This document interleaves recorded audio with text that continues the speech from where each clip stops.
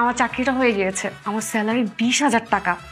বস বলেছে সে যদি আমার কাজে খুশি হয় তাহলে খুব দ্রুত আমার বেতন বাড়িয়ে দিবে। আমার ফোনটা খুব বেশি একটা ভালো না বলে বস আমাকে একটা স্মার্টফোন গিফট করেছে। তাছাড়া উনি আমাকে পুরো মাসের অ্যাডভান্স দিয়ে দিয়েছে।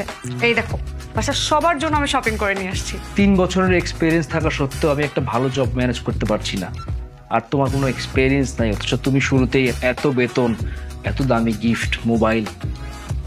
আমার কাছে কোনো কিছু ভালো লাগছে না। ভালো না লাগার কি আছে এখানে?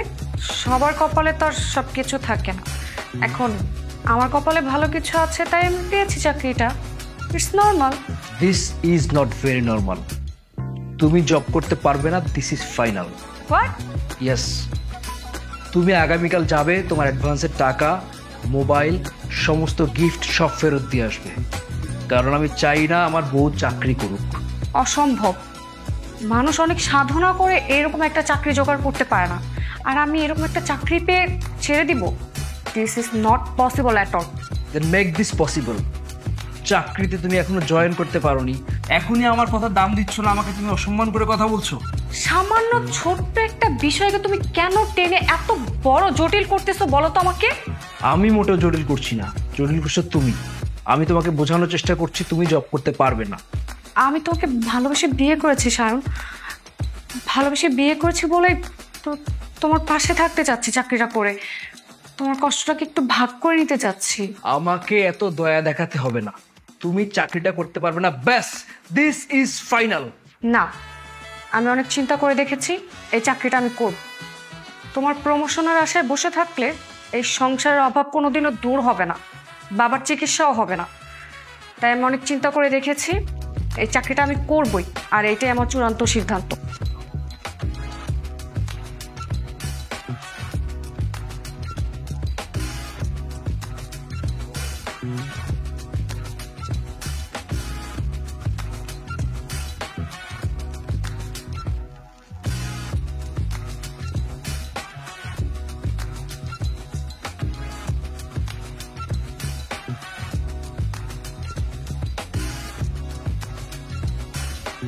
আচ্ছা, আজ কত তারিখ বলো তো? কেন, আজকে কোনো বিশেষ দিন? কোনো বিশেষ দিন এই জন্যই তো জিজ্ঞেস করছি, না হয়তো জিজ্ঞেস করতাম না।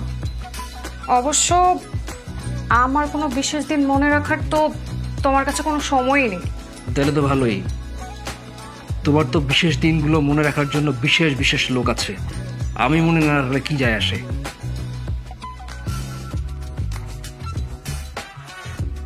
সন্দেহ করা, কারণে অকারণে আমার সাথে মিসবিহেভ করা না তোমার ব্যাড হ্যাবিট হয়ে দাঁড়িয়েছে।